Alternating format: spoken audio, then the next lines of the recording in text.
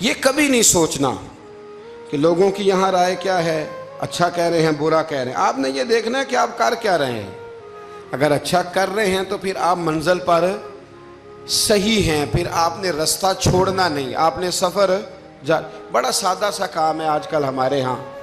اگر خاندان کے اندر، قبیلے کے اندر دو لوگوں کے رشتہ ہو سکتا ہے، لڑکا اور لڑکی ہمارے اپنوں کے ہیں اور ہماری تھوڑی سی مداخلت سے معاملہ ٹھیک ہو سکتا ہے، تو میں نے یہ دیکھا ہے کہ بڑے بوڑھے، سارے نہیں لیکن اکثر الا ماشاءاللہ، وہ مداخلت نہیں کرتے. ان کی تھوڑی سی کوشش تھے خاندانوں میں جو تھوڑی تھوڑی باتیں ہیں وہ دور ہو کے رشتے ہو سکتے ہیں، وہ کوشش کیوں نہیں کرتے؟ میں نے یہ کہتے ہوئے لوگوں کو سنا ہے کہ بعد میں جو شکایتیں آئیں گی وہ کون پوری کرے گا؟ آپ کے بہو اور بیٹے کی جو شکایتیں ہیں وہ کون پوری کر رہا ہے؟ آپ کر رہے ہیں نا؟ اگر آپ یہ دیکھیں یہ کام کتنا اچھا ہے کہ آپ نے دو گھروں کو ملا دیا. نبی کریم علیہ السلام نے حضرت ربیہ بن کعب کا نکاح بھی کرایا ہے، حضرت اسامہ بن زید کا بھی حضور نے رشتہ کرایا ہے. نبی پاک علیہ السلام ان کاموں پر توجہ دیتے کہ جہاں میرے آگے بڑھنے سے کہیں غلاموں کے بھلے ہو سکتے ہیں تو حضور آگے بڑھتے، وہ بھلا کرتے. ہمارا کردار کمزور ہو جاتا ہے، ہم کہتے ہیں جی وہ شکایتیں وہ جو علماء آئیں گے تو وہ کس نے لینے ہیں؟ تو ایک بزرگ سے میں نے محبت کے ساتھ کہہ دیا تھا، میں نے کہا آپ کی کتنی زندگی ہے؟ 60-70 کے تو آپ ہو ہی گئے.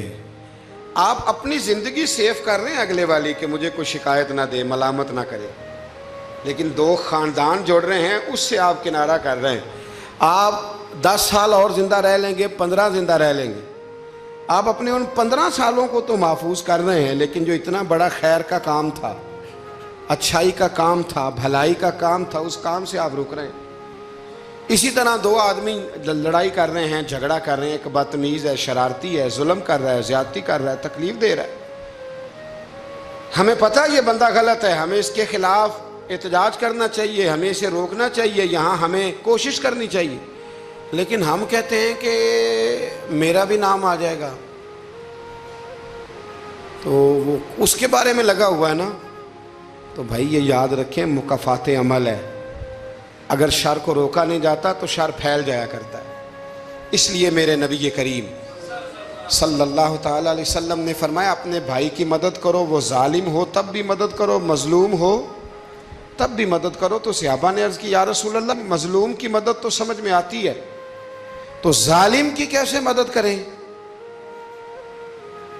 اگر بھائی ظالم ہو تو پھر بھی مدد کرو، تو مظلوم کی مدد تو سمجھ میں آئی، تو یہ جو ظالم بھائی ہے اس کی کیسے مدد کریں؟ تو حضور نے فرمایا اسے ظلم کرنے سے روک دو، یہ بھی تمہارے لیے اس کی مدد ہوگی کہ تم نے اسے بہت بڑے ظلم اور زیادتی سے روک دیا ہے. اسے سمجھاؤ کہ یہاں تم غلط ہو، یہاں تمہارے اندر کوتاہیاں پائی جاتی ہیں تو اسے منع کر دو، یہ بھی تمہاری مدد ہے. ہم کیا کہتے ہیں؟ ہم کہتے ہیں کہ مینوں کی لگے، میرا بھی ذکر آئے گا، میرا بھی. تو بھی ایسا نہیں ہوتا. شر کو روکنا ہے، برائی کو روکنا ہے. پھر اس رستے میں اگر کوئی شخص ملامت کرتا ہے تو اس ملامت کی پرواہ نہیں کرنی، یہ قرآن مجید کا حکم ہے. حضرت ابو ذر غفاری رضی اللہ تعالیٰ عنہ کہتے ہیں کہ دار ارقم میں نا صحابہ کرام چھپ چھپ کے نمازیں پڑھتے تھے. اور یہ بھی آپ یاد رکھ لیں کہ جب تک نبی پاک صلی اللہ علیہ وسلم نے اعلان نبوت نہیں کیا تھا تو حضور سارے مکے والوں کی آنکھوں کے تارے تھے، سارے صادق اور امین کہتے تھے. اور جب حضور نے کہا قولوا لا الہ الا اللہ، کہو کہ اللہ کے علاوہ کوئی معبود، اب کیا ہوا ہے؟ اب دو مسئلے ہوئے. ایک تو کچھ لوگوں کے مفادات کو ٹھیس پہنچی، اب انہیں ظلم چھوڑنے پڑیں گے. دین پہ آئیں گے تو ایک ہی صف میں کھڑے ہو گئے محمود و ایاز، نہ کوئی بندہ رہا نہ کوئی بندہ نواز. تو سب کو ایک ہونا پڑے گا، ایک صف میں آنا پڑے گا، ایک جگہ قائم رہنا پڑے گا. اب لوگوں کے مفادات کو ٹھیس پہنچتی تھی. وہ جو ظلم کرتے تھے، غلاموں کو بیچتے خریدتے تھے، ان پر زیادتیاں کرتے تھے، بچیاں دفن کرتے تھے، قبضے کرتے تھے، غریب کا مال لوٹ لیتے تھے. اب یہ سارے مفادات صرف انہیں بت نہیں چھوڑنے پڑتے تھے، انہیں اپنے سارے جرم چھوڑنے پڑتے. وہ کیا کرتے تھے؟ اس حوالے سے کہ اب ہمیں بڑا کچھ چھوڑنا پڑے گا، وہ واپس آ جاتے تھے، بیک ہو جاتے تھے۔ بہت سارے کام ایسے تھے جن میں وہ کمزوری کا شکار ہوتے تھے، وہ محسوس کرتے تھے کہ ہمارے لیے مشکلات بڑھتی چلی جا رہی، تو پھر وہ مخالفت کرتے تھے۔ پھر بات ذرا آگے بڑھی، میرے نبی رحمت، نور مجسم، شفیع معظم صلی اللہ تعالیٰ علیہ وسلم کی انہوں نے معاذ اللہ مخالفت شروع کر دی۔ کلمہ یہ نہیں دیکھا کہ ہمیں حق بات کہی جا رہی ہے تو حق بات پہ عمل کریں، بلکہ حضور کی ایک گروپ یہ تھا، اور دوسرا گروہ وہ تھا، حضرت ابو سفیان رضی اللہ تعالیٰ عنہ مسلمان ہوئے تو وہ بیان کرتے ہیں کہ اس زمانے میں نا اخنس بن شریک نے کہا تھا ابو جہل سے کہ یار ساری زندگی امین صادق اور امین کہتے رہے ہیں، آج ان کی کن پٹیوں پہ سفید بال آئے ہیں اور انہوں نے اعلان نبوت کیا تو ہم کیوں نہیں مانتے؟ تو ابو جہل کہنے لگا یار باتیں وہ ٹھیک کرتے ہیں، کام ان کا ٹھیک ہے، لیکن مسئلہ یہ ہے کہ اگر ہم ان کا کلمہ پڑھ گئے تو پھر چودراہٹ تو اس خاندان میں چلی گئی۔ چودراہٹ کی بنیاد پر حق بات کی مخالفت، کہ چودراہٹ ادھر چلی گئی ہے، بڑائی ادھر چلی گئی ہے، تو حق بات کی مخالفت اس بنیاد پر لوگوں نے شروع کر دی۔ اب ملامت کی جو وجوہات ہوتی ہیں وہ یہاں حسد ہوتا ہے، یا عداوت ہوتی ہے، یا اس کی بنیاد یہ ہوتی ہے کہ وہ آپ کے مفادات کو ٹھیس پہنچ رہی ہے، یا محسوس کر رہے ہیں کہ بڑائیاں کسی اور طرف چلی گئیں۔ تو میرے رسول کریم سید عالم نور مجسم شفیع معظم صلی اللہ تعالیٰ علیہ وسلم نے دار ارقم کے اندر، پہلے حضور آنکھوں کے تارے تھے، پھر یہ حالت ہوئی کہ چھپ کے دار ارقم کے اندر صحابہ نے مجھے کہا کہ باہر جا کے بتانا نہ، کہتے ہیں نبی پاک نے جب نصیحتیں کی نا تو حضور نے مجھے یہ نصیحت فرمائی کہ ابو ذر کلمہ تو نے پڑھ لیا ہے، اب لوگ تمہیں برا کہیں گے، ملامت کریں گے، پر تم نے کسی ملامت والے کی پرواہ، تم نے کسی کی پرواہ، تم نے پرواہ نہیں کرنی۔ کہتے ہیں میں نے وعدہ کر لیا۔ حضرت ابو ذر غفاری رضی اللہ تعالیٰ عنہ ارشاد فرماتے ہیں کہ میں نے حضور سے وعدہ کر لیا کہ اب میں کسی کی پرواہ۔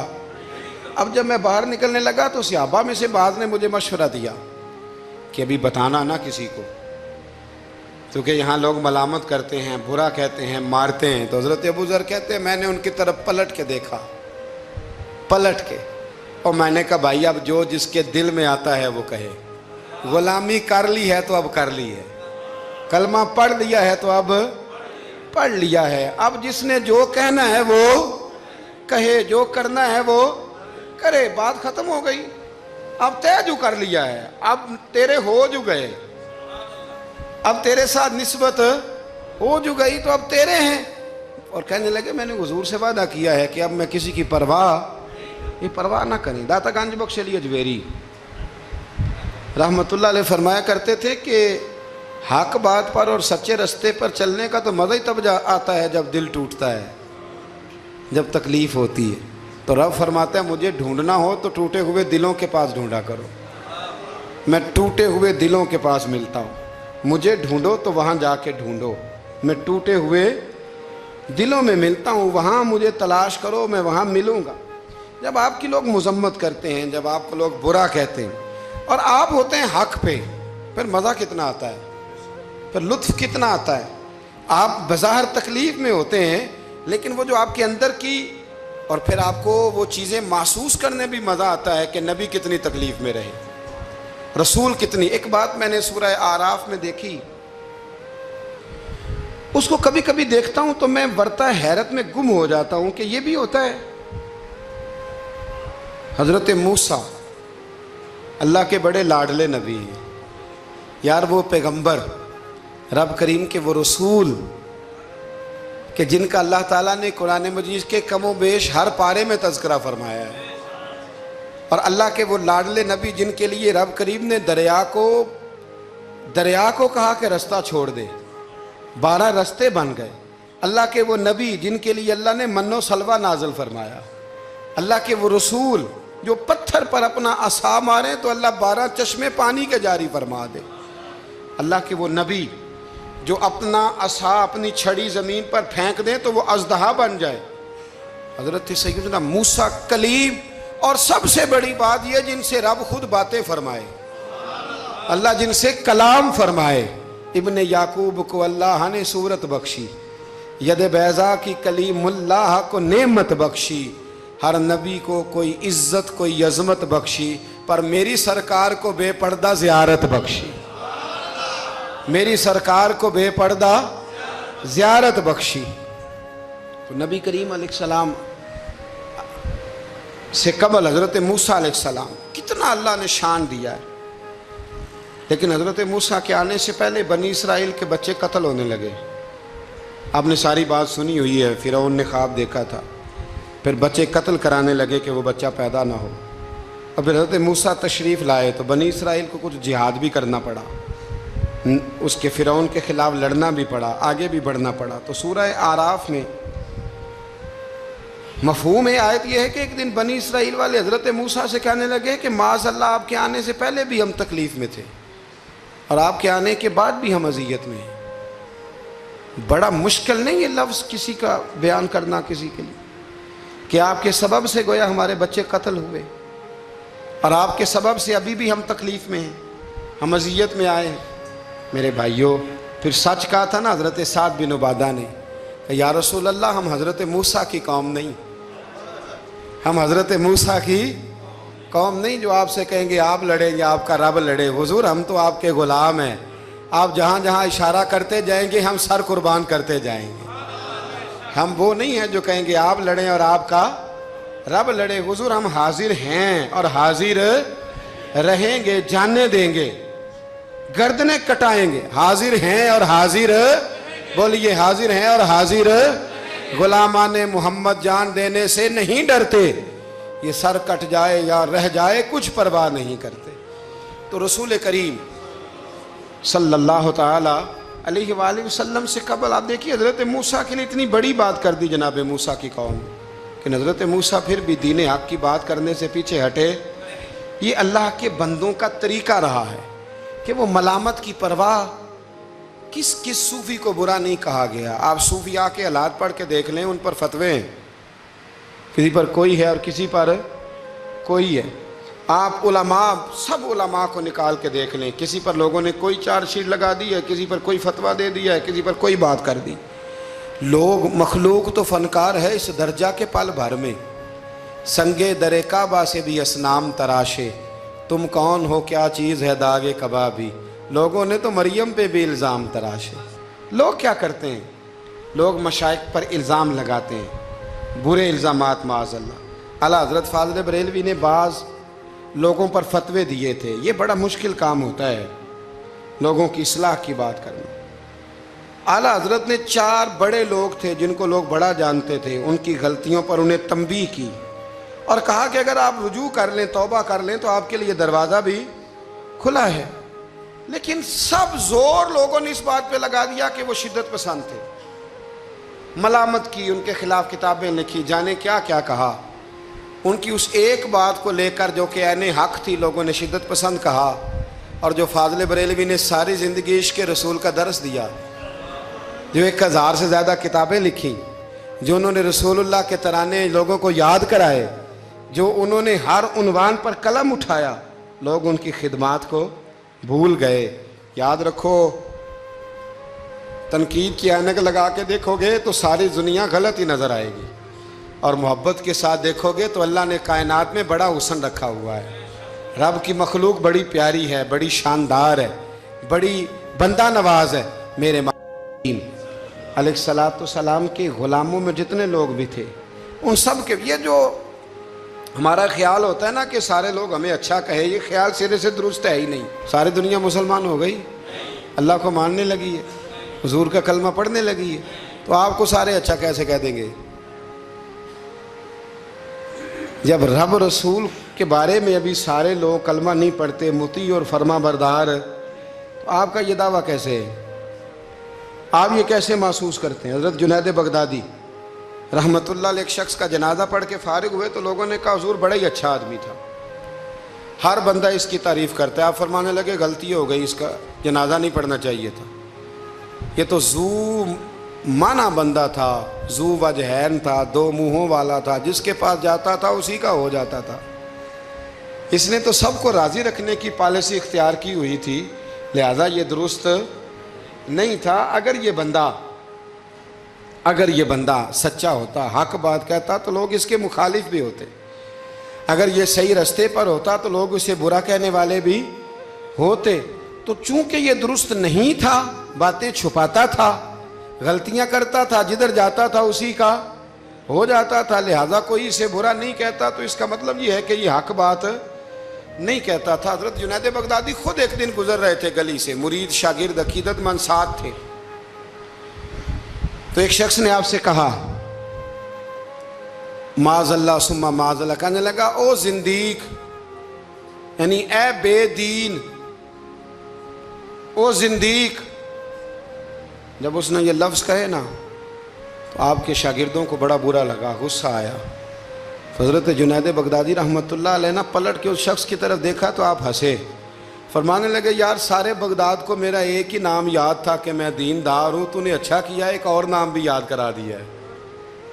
چلو ایک اور نام بھی لوگوں کو یاد ہو گیا، پہلے سارے بغداد کو میرا بولیے ایک ہی نام پتا تھا کہ جنید بڑا اچھا کیا تو نے۔ حضرت مولانا ظفر الدین صاحب بہاری ملک العلماء، انہوں نے بخاری کی شرح لکھی ہے، اعلیٰ حضرت رحمۃ اللہ علیہ کے خلیفہ تھے مولانا ظفر الدین بہاری رحمۃ اللہ تعالی علیہ۔ آپ فرماتے ہیں کہ اعلیٰ حضرت کو نا بے شمار خط آتے تھے، اب تو ٹیلی فون کا رواج ہے، تو اس زمانے میں خطوط ہی، ویسے خط بھی بڑا شاندار ہوتا تھا، بندہ سوچ سمجھ کے تو لکھ لیتا تھا نا، تو بڑے خط آتے تھے اعلیٰ حضرت کو، خطوط پر ہی آپ جواب دیا کرتے تھے۔ خط آتے، کسی نے کسی لقب سے پکارا ہے، کسی نے کسی نام سے پکارا ہے، کسی نے ایک خط آیا تو اس میں بڑے غلط لفظ لکھے تھے، بڑے بڑے غلط جملے، معاذ اللہ ثم معاذ اللہ، ملامتی لوگ جو ملامت کرنے والے ہوتے ہیں، انہوں نے بڑی تکلیف پہنچائی تھی۔ تو اعلیٰ حضرت فاضل بریلوی رحمۃ اللہ تعالیٰ علیہ کے خلیفہ مولانا ظفر الدین صاحب بہاری رحمۃ اللہ علیہ نے وہ خط جب پڑھا تو بڑا غصہ آیا، بڑا جلال۔ اعلیٰ حضرت رحمۃ اللہ علیہ فرمانے لگے کیا ہوا؟ عرض کی اور اس نے بڑے برے لفظ لکھے ہیں، میں اس پر مقدمہ کروں گا، کیس کروں گا، عدالت جاؤں گا۔ تو اعلیٰ حضرت فرمانے لگے وہ پہلے جس نے پیارے لفظ لکھے ہیں پہلے اس کے لیے انعام کا اعلان کرنا، پہلے کوئی جائیداد دے، کوئی تحفہ دے، پھر اس پر مقدمہ بھی کر لینا۔ فرمایا اگر اتنے لوگ اچھا کہہ رہے ہیں تو دو چار ایسے ہیں بھی، تو میں یہ کہا کرتا ہوں کہ چلو نظر نہیں لگتی۔ کیا ہوتا ہے بولیے، اللہ کرے آپ کو سمجھ آئے، چلو نظر نہیں لگتی، کو دو چار ہوں بھی تو نظر کوئی حرج نہیں، نظر نہیں لگتی۔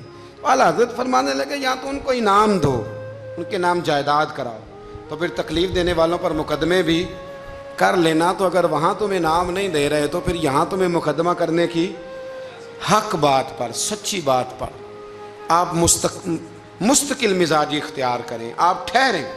پھر آپ کو کوئی کیا کہہ رہا ہے، کوئی آپ کے بارے میں کیا بیان کر رہا ہے، پھر آپ اس بات سے نکل آئیں، پھر آپ اس سے نکلیں۔ میرے نبی رحمت نور مجسم شفیع معظم صلی اللہ تعالی علیہ وسلم طائف کے بازار بھی چلے گئے تھے، عکاظ کی منڈیوں میں بھی حضور چلے گئے۔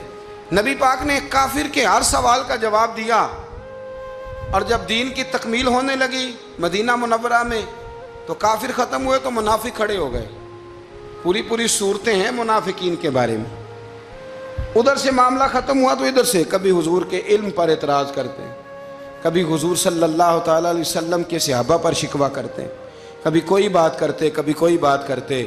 لیکن میرے حبیب کریم علیہ السلام نے ہمیشہ ڈٹ کر، کھڑے ہو کر، استقامت کے ساتھ ہر بات کو سنا، اور امت کو یہ پیغام دیا کہ تم نے سچی بات پر کھڑے رہنا ہے، تم نے دائیں بائیں پلٹنا نہیں ہے۔ امام احمد بن حنبل رحمۃ اللہ ہے، امام احمد بن حنبل بہت بڑے امام تھے، 14 جلدوں میں کتاب لکھی آپ نے حدیث پاک کی، مسند امام احمد بن حنبل، اور کلیجہ ٹھنڈا ہو جاتا ہے امام صاحب کی تحریریں پڑھ کے۔ اتنے بڑے آدمی، ہر دور میں کوئی نہ کوئی فتنہ پیدا ہوتا ہے، تو فتنہ اس طرح پیدا ہوتا ہے کہ لوگ دین کا نام لے کے بعض اوقات فتنہ کرتے ہیں۔ مرزا غلام احمد قادیانی جب آیا تھا تو وہ تشریحات ہی کرتا تھا معاذ اللہ دین کی، کبھی اپنے آپ کو محدث کہتا تھا، کبھی مفسر کہتا تھا، پھر آہستہ آہستہ وہ مجدد بننے لگا، پھر کہنے لگا میں ذلی نبی ہوں، بروزی۔ پھر اس بے ایمان نے کھل کر اپنے باطن میں چھپی ہوئی ہر غلاظت کا ذکر کرنا شروع کیا۔ تو دین کے اندر داخل ہو کر دین کا نام لے کر جو فتنے برپا کیے جاتے ہیں، اللہ تعالیٰ ان سے محفوظ فرمائے، اللہ تعالیٰ ہمیں محفوظ فرمائے۔ دین کا نام لے کر، لبادہ اوڑھ کر، لائسنس لے کر دین کا جو فتنے لوگ برپا کرتے ہیں، بڑے خطرناک، بڑے خوفناک وہ بھی فتنے ہوتے ہیں۔ حضرت امام احمد بن حنبل کے زمانے میں ایک فتنہ اٹھا تھا خلق قرآن کا، خلق قرآن کا، کہ قرآن اللہ کی تخلیق ہے یا اللہ کا کلام ہے۔ لوگ گنجائشیں نکالتے ہیں نا اس طرح کے جملے کہ لوگوں کو کیسے قرآن پاک سے یا حضور کے فرمان سے یا دین سے دور کیا جائے، تو تعویلات کرتے ہیں۔ ایک فتنہ تھا، امام صاحب نے ڈٹ کے فتویٰ دیا کہ قرآن مجید اللہ کا کلام ہے، یہ اللہ کا کلام ہے، حضور علیہ السلام پر نازل ہوا ہے۔ امام صاحب نے اعلان کیا، ڈٹے، تو بادشاہ وقت نے آپ کو قید کر دیا، پولیس بھیجی، امام صاحب کو پکڑ کے لے گئی۔ جیل میں جانا کو برا نہیں، سارے جیل میں قیدی برے نہیں ہوتے، جیل میں تو حضرت یوسف بھی رہے ہیں، حضرت یوسف علیہ السلام بھی جیل میں، سارے لوگ جرم کر کے نہیں آئے ہوتے، کچھ عدل کر کے بھی جیل میں آئے ہوتے ہیں۔ لیکن اس کا کوئی غلط ترجمہ نہ کر لینا، جیل میں برے بھی ہوتے ہیں، برے بھی جیلوں میں اپنی مرضی کی لائنیں بھی لوگ بنا لیتے ہیں نا، تو اچھے لوگ بھی بعض اوقات بعض آزمائشوں کے سبب جیلوں میں جاتے ہیں۔ امام احمد بن حنبل کو جب گرفتار کر کے لے گئے نا، تو امام صاحب کچھ دن جیل میں رہے، جب واپس تشریف لائے امام احمد بن حنبل رحمۃ اللہ علیہ، جب آپ واپس تشریف لائے تو آپ کے صاحبزادے کہتے ہیں کہ ابو الحسن نام کا ایک چور تھا، ابو الحسن نام کا پکا چور تھا۔ پکے چوروں کا بھی سب کو پتہ ہوتا ہے نا، سارا بغداد جانتا تھا کہ پکا چور ہے۔ لیکن امام صاحب کچھ مہینے جیل میں رہ کے واپس آئے تو ہر نماز کے بعد اس چور کے لیے دعا کرتے، کہتے اللہ ابو الحسن پہ رحم فرما، اللہ اس پر، حد ہو گئی حضرت، چور سے ملاقات۔ اب آپ جیل جائیں گے تو ایسے لوگوں سے ملاقاتیں تو ہوں گی نا، قاتلوں سے بھی، چوروں سے بھی، دہشت گردوں سے بھی، تخریب کاروں سے بھی۔ امام صاحب کی ملاقات ہو گئی تھانے میں، جیل میں، ہر نماز کے بعد دعا کرتے۔ آپ کے صاحبزادے کہتے ہیں میں نے ایک دن کہا ابا جی اس چور کے لیے آپ دعا کرتے ہیں تو نماز میں بڑے نمازی شریک ہوتے ہیں، کسی نمازی کا خیال کہیں جاتا ہے، کسی کا کہیں جاتا ہے، تو آپ بتا ہی دے بات کیا ہے۔ تو امام صاحب فرمانے لگے یار ہے وہ چور، پر اس نے مجھے ایک بہت بڑی نصیحت کر دی، چور نے۔ ہم تو محدثین اور علماء کی بات نہیں نہ سنتے، تو نصیحت لینے والے کہتے ہیں جہاں سے اچھی بات ملے وہاں سے لے لو۔ کہتے ہیں چور نے مجھے ایک نصیحت کی، حضور وہ کیا؟ کہتے ہیں جب میں تھانے میں گیا تو وہ بھی تھانے میں تھا، میرے ساتھ ملاقات ہوئی تو کہنے لگا حضور آپ حق اور سچ پہ ہیں، حضور آپ حق اور سچ پہ ہیں۔ کہنے لگا میں چور ہوں، چوری کے الزام میں آیا ہوں، پہلی دفعہ نہیں آیا، کئی دفعہ آ چکا ہوں، بادشاہ اور کوتوال کے ہاں میرا نام درج ہے، کئی دفعہ آ چکا ہوں، میرا ان کے پاس نام درج ہے، یہ مجھے بڑا مارتے ہیں، پر میں برا ہوں تو برائی پہ ڈٹا ہوا ہوں، میں کبھی باز نہیں آیا، یہ مجھے مارتے ہیں، میری ضمانت ہوتی ہے، پھر جاتا ہوں برا کام کرتا ہوں۔ کہنے لگا حضور اگر میں برے کام پہ ڈٹا ہوں تو خیال رکھنا آپ تو اچھا کام کر کے آئے ہیں، حضور ذرا ڈٹ کے رہنا، دیکھنا ذرا ڈٹ کے رہنا، اس میں کوئی کمزوری نہ دکھانا، تو اچھے کام کے لیے آئے۔ تو امام احمد بن حنبل فرماتے ہیں مجھے اس کی بات یاد رہ گئی، اس نے مجھے کہا کہ آپ نے پرواہ نہیں کرنی کہ لوگ کہیں گے جیل گئے ہیں تو تھانے گئے ہیں تو کچہری گئے ہیں تو یہ ہوا ہے تو فلاں ہوا، نا نا نا نا، نے ڈٹنا ہے اور ڈٹ کے رہنا ہے۔ دوستو اس تک لوگ کیا کہہ رہے ہیں، لوگ کہاں کھڑے ہیں، اس کو چھوڑیں، آپ یہ بتائیں آپ حق پہ ہیں، آپ صحیح کر رہے ہیں، آپ کا ضمیر مطمئن ہے، اللہ رسول کی بارگاہ میں آپ سرخرو ہیں، آپ اس کو دیکھیں اور کسی ملامت کرنے والے کی ملامت کی پرواہ نہ کریں۔ یہ آج کا پیغام ہے۔ ہمارے بزرگوں کا طریقہ یہ تھا کہ وہ ڈٹتے تھے، وہ بات کرتے تھے، کھری بات کرتے تھے، سچی بات کرتے تھے، عوامی رائے کی پرواہ نہیں کرتے تھے، شریر لوگ شرارت کرتے ہیں، وہ شرارتیں کریں گے، لیکن کام سچا اور حق کا یہ ہے کہ آپ اگر حق پہ ہیں، درست ہیں، تو پھر جس صحیح کام آپ نکلے ہوئے ہیں آپ ہمیشہ اس کام کو کرتے رہیں۔ اللہ تبارک و تعالی سمجھنے کی توفیق عطا فرمائے۔